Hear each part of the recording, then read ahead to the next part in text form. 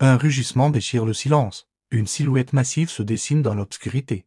Tyrannosaurus Rex, un nom qui fait trembler. Une légende qui fascine depuis plus d'un siècle, on nous l'a vendu comme le prédateur ultime. Une machine à tuer parfaite. Mais la réalité est bien différente. Dans cette vidéo créée entièrement avec l'intelligence artificielle, nous allons plonger dans les secrets du Crétacé pour découvrir ce que le T-Rex mangeait vraiment.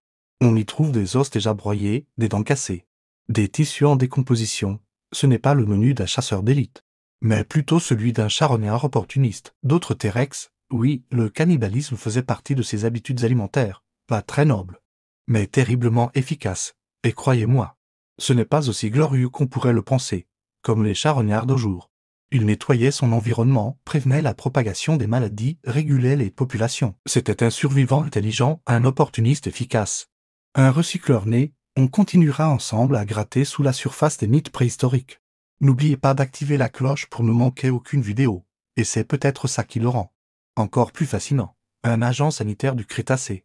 En quelque sorte, tout a commencé avec Hollywood. Jurassic Park nous a offert l'image d'un super prédateur, pourchassant des ps à toute vitesse et attrapant ses proies comme des friandises. Les jeux vidéo et les jouets ont suivi le mouvement, créant un mythe du carnivore parfait.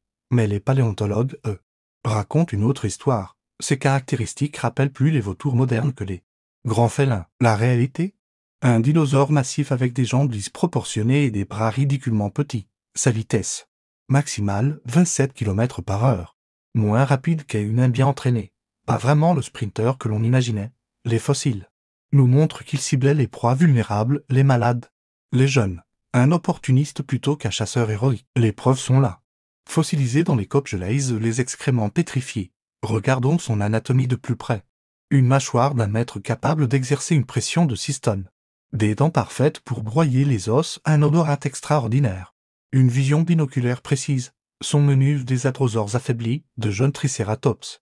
Des ankylosaures déjà morts et même. Était-il capable de chasser? Bien sûr, mais il préférait la facilité. Mais attention.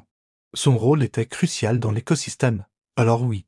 Le T-Rex n'était peut-être pas le héros d'action qu'Hollywood nous a vendu, si vous voulez découvrir d'autres secrets du monde des dinosaures, abonnez-vous à la chaîne.